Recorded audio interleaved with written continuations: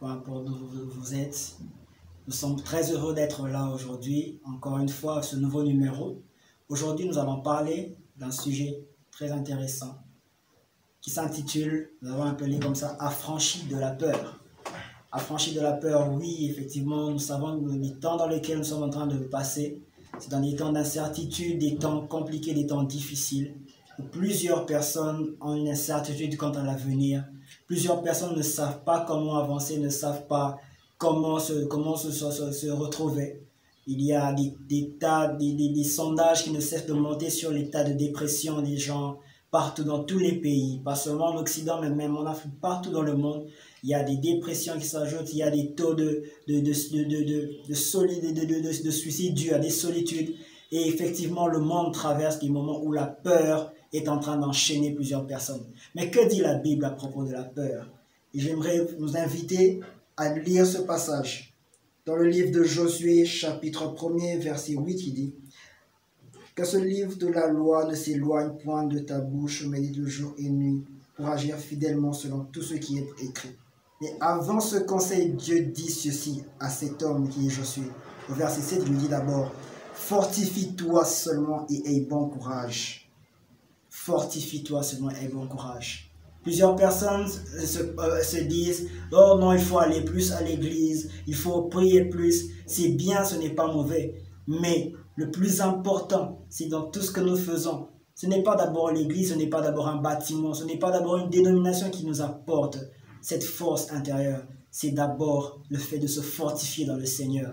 Parce que si nous nous fortifions dans le Seigneur, alors tout ce que nous ferons pourra contribuer à ce que notre paix intérieure, notre calme intérieur grandisse. C'est dans le Seigneur que nous devons retrouver notre paix. La Bible est claire dessus. Vous n'avez pas à avoir peur, vous n'avez pas à marcher dans la crainte.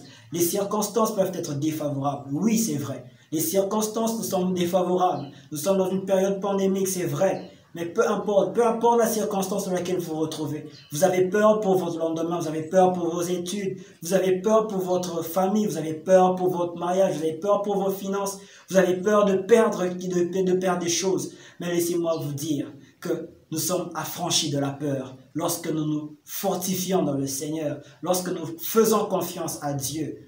Vous savez, la peur est quelque chose qui paralyse. La peur est quelque chose qui vous empêche de voir le vrai côté des choses. La peur vous montre tout ce qui ne marche pas. La peur a tendance à fixer vos regards sur ce qui est même des fois désillusoire.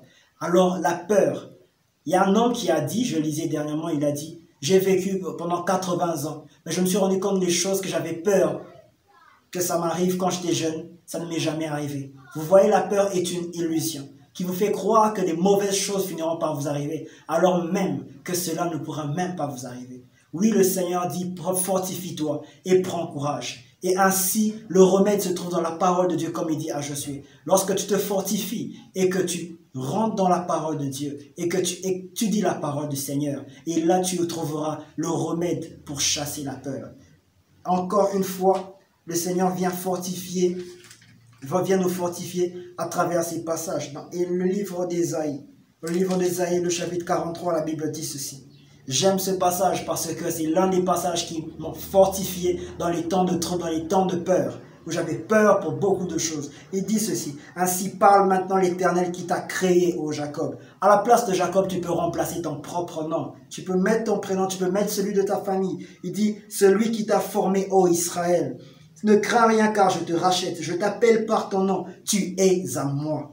Si tu traverses les eaux, je serai avec toi. Et les fleuves, ils ne te submergeront point. Si tu marches dans le feu, tu ne te brûleras pas. Et la flamme ne t'embrasera pas. Vous savez, nous avons comme l'impression que ces paroles, Dieu essaie de le dire dans un sens figuré. Mais nous pouvons voir avec les 3 jeunes Hébreux dans le livre de Daniel. Ils sont passés par le feu et le feu ne les a pas consumés. Lorsqu'il dit, tu marcheras sur les eaux ne te submergeront pas. Il ne l'a pas dit que dans un sens figuré. Parce qu'il y a un Pierre qui a marché sur les eaux et les eaux ne l'ont pas submergé. C'est une assurance que nous avons, que lorsque nous nous accrochons au Seigneur et que nous avons foi en lui, lorsque nous nous fortifions en lui, il vient chasser la peur et il me remplace par la foi. Oui, Notre peur a besoin de foi. La foi a besoin d'être venir pour chasser la peur de nos cœurs, de chasser la peur dans tout ce qui peut causer une incertitude ou un trouble intérieur. Le Seigneur veut que vous puissiez marcher dans la paix, que vous puissiez marcher dans la victoire, vaincre toutes les peurs qui se trouvent dans votre cœur,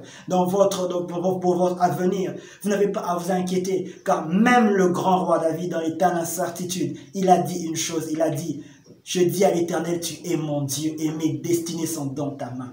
Oui, je vous invite à faire cette prière. Lorsque vous ne savez pas comment avancer, lorsque vous avez tout essayé et que malgré cela, les choses n'arrivent pas à avancer, vous avez à faire cette prière. Tu es mon Dieu et mes destinées sont dans ta main. Ça veut dire que je te fais assez confiance pour ce que je ne comprends pas. Je te fais assez confiance pour ce que je n'arrive pas à cerner.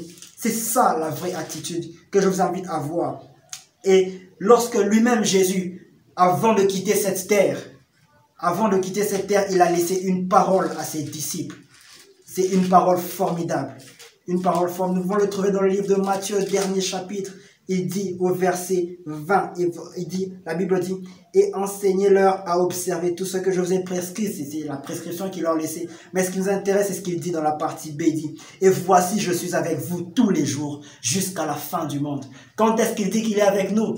Le dimanche matin à l'église? Non. Le lundi matin? Non. Lorsque nous marchons dans la vérité ou dans la sainteté? Non. Il dit tous les jours, dans les bons comme dans les mauvais moments. Tes mauvais moments ne changent pas la nature de Dieu, ne changent pas sa fidélité à être là à tes côtés. Et la Bible nous dit que si nous crions à lui, alors nous serons sauvés. Peu importe la circonstance dans laquelle tu es qui cause ta peur, que ce soit tes propres erreurs, que ce soit quelque chose qui t'est arrivé indépendamment de ta volonté, la solution reste la même. C'est la personne de Jésus. Alors je t'invite, mon ami, je t'invite, mon frère, ma soeur, à pouvoir appeler Jésus. Et tu verras, la peur donnera place à la foi. Que Dieu vous bénisse.